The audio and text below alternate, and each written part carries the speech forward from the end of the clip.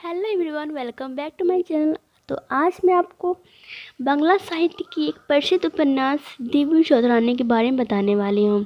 देवी चौधरानी बांग्ला साहित्य के प्रख्यात उपन्यासकार बंकिम चंद्र चट्टोपाध्याय जी द्वारा लिखा गया है। उन्होंने 153 उपन्यास लिखे हैं, जिनमें देवी चौधरानी एक प्रसिद्ध उपन्यास है। तो आज मैं आपको देवी चौधरानी उपन्यास की संक्षिप्त कहानी बताने वाली हूँ। देवी चौधरानी एक ऐसी नारी की गौरव गाथा है जो ससुराल से निकाल दिए जाने पर भी आजीवन पति पराया रही। इतना ही नहीं, डाकुओं की चंगुल में पड़कर वो डाकू भले ही बन गई, पर उसने कभी वो डाका नहीं डाला, कभी किसी को सताया नहीं। कालांतर में अपार धन दौलत की मालकिन होकर भी उसने सदैव गरीबों निसहायों का उपकार किया। कहानी की नायिका प्रफुल्ल जो गरीब है, उससे देवी चौधरानी बनने तक की गाथा को सुनते हैं। प्रथम परिच्छेद में कहानी की शुरुआत कुछ इस प्रकार होती है। प्रफुल्ल, अरे ओ प्रफुल्ल, अरे मुँह जली, माँ द्वारा बुलाए जाने से होता है। इसमें माँ के प्रेम के साथ उससे कोसती हुई भी दिखाया जाता है।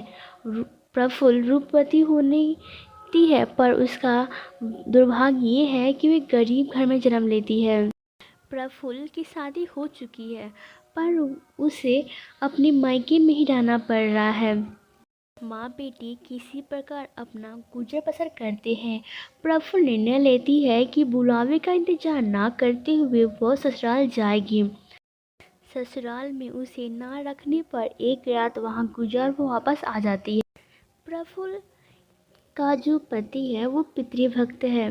पिता की आज्ञा का पालन करना है उसका सर्वधर्म है। उसकी 3 शादियाँ हो चुकी है, जिसमें सबसे पहले प्रफुल्ल से उसकी शादी होती है। उसके बाद 2 पत्नियां नयनतारा जो काली और नयन सागर सुंदर पर छोटी है। सागर अपने मायके में ही रहती है, कभी कभी वापस आती है। प्रफुल्ल के पति का नाम ब्रजेश्वर है, जो ना चाहते हुए प्रफुल्ल को जानने के लिए कहना पड़ता है। जब प्रफुल्ल ससुर से अप्रत्यक्ष रूप से पूछती है कि वह क्या करेगी, कैसे अपना जीवन बसर करेगी, तो उत्तर मिलता है कि वह डाका डाले। इधर प्रफुल्ल और माँ घर लौटती हैं और माँ की तबीयत बिगड़ती है और अंत में दुख से मुक्ति पा लेती है। इसका संदेश ससुराल में देने पर भी कोई नहीं आता है, परंतु ब्रजेश्वर को प्रफुल्ल की चिंता होती है और वो एक रात चुपके से उसकी यहाँ आता है। इधर उसकी पड़ोसन को अपने यहाँ वो सोने के लिए कहती है, क्योंकि वो अकेली है। तो पड़ोसन उसके घर तो आती है, पर रात को वो उसे उठा लेती है। इधर ब्रजेश्वर आता है और उसे प्रफुल्ल नहीं मिलती है।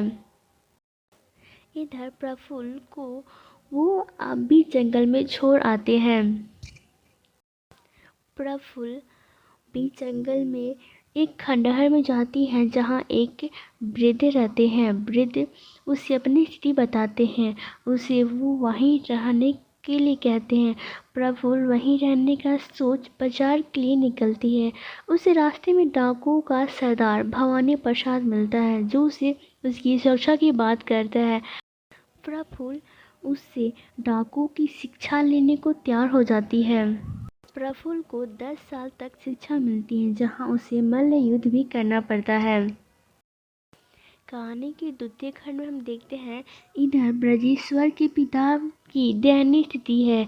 कर्जा ना सुधारने के चलते उनके नाम पर फतवा निकल गया है और सबको यह लगता है कि प्रफुल्ल मर चुकी है। ब्रजेश्वर प्रफुल्ल की मौत की दशा भूल पिता सर्व पिता धर्म पिता ही परम तप का जाप करता है। उसकी सागर से बैर हो जाती है और सागर अपने वचन को पूरा करने के लिए देवी चौधरानी की मदद लेती है। साथ ही ब्रजेश्वर को धन देकर वह उसकी मदद करती है।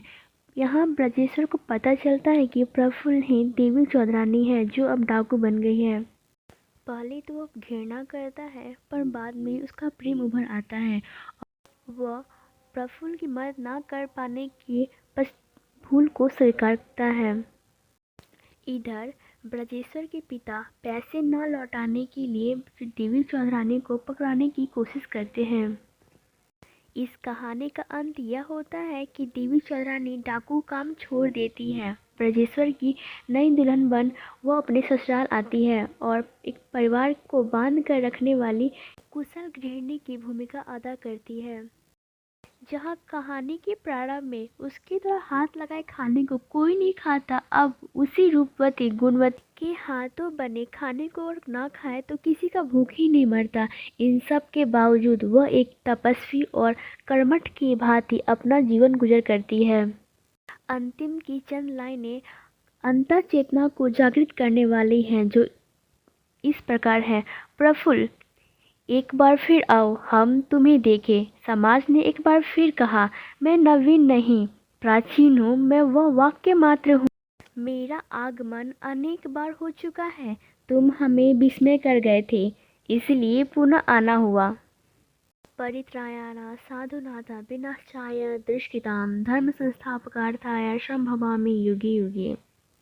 अतः देवी चौधरानी या प्रफुल्ल एक ऐसी स्वाभिमानी, पतिपरायण और शक्तिशाली दृढ़ निश्चयी महिला की कहानी है जो कभी हार नहीं मानती, जो अपना भाग्य खुद बनाती है।